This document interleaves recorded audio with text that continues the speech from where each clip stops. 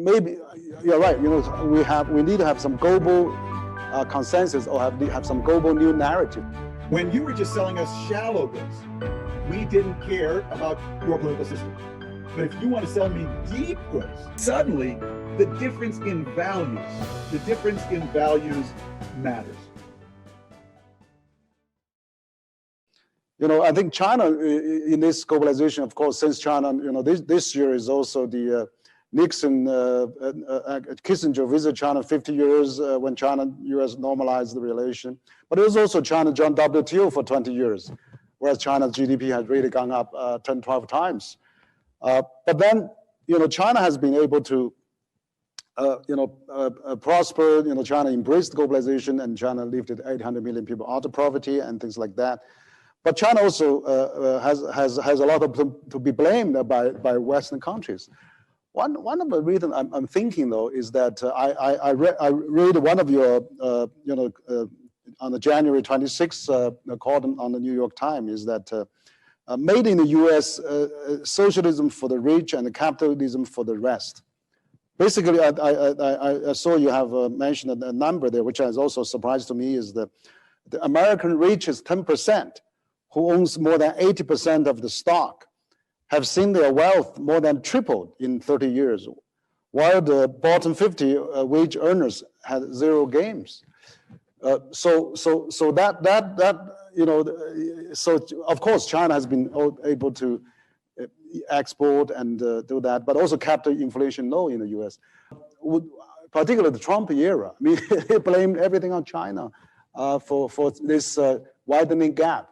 Whereas China actually managed to lift the 800 million people out of poverty is really to avoid extreme poverty. So maybe you're right. We need to have some global consensus or have some global new narratives on that. What do you think of those?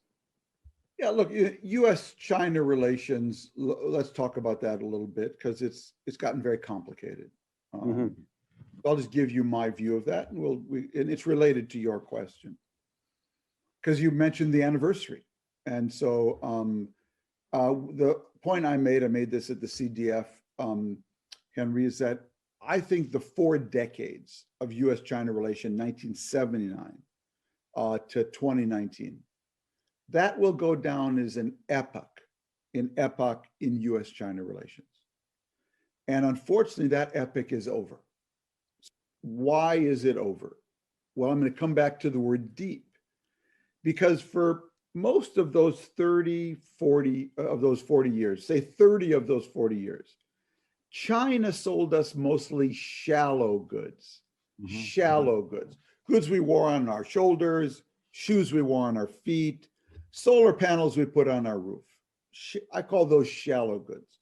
We sold China deep goods,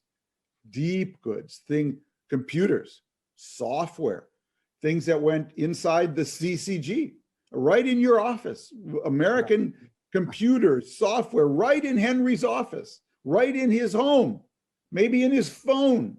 Yeah. We sold you deep things, you sold us shallow things for the most part, okay? But when China, by its own development, its own technological development, over the last 10 years has been able to make deep goods.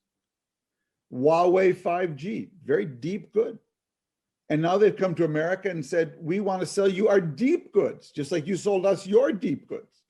We want to sell Tom Friedman Huawei that will go in his house and answer his telephone, okay? Yeah. And what we said was, whoa, wait a minute. When you were just selling us shallow goods, we didn't care about your political system. But if you want to sell me deep goods here in Bethesda, if you want Huawei to answer my phone, okay, then suddenly the difference in values matters. And that's where the absence of trust, the absence of shared trust between our two countries now really matters. Yeah, no, I agree, Tom, that we really need a deep dialogue on that. That's exactly the purpose of this as well. Maybe we should have a little bit more tolerance to a different system. Like President Biden said, okay, he comes out, he said, oh, we like to have a competition, even fierce competition, but we also can cooperate as well. So Chinese Foreign Minister Wang Yi said at the NPC section, first time that, okay, we can have a peaceful competition too, and let's have a cooperation. So as a Soviet Union, Cold War kind of a mentality. So I think there's a lot of catch up to do, So that's probably China, a lot of people in China think like that.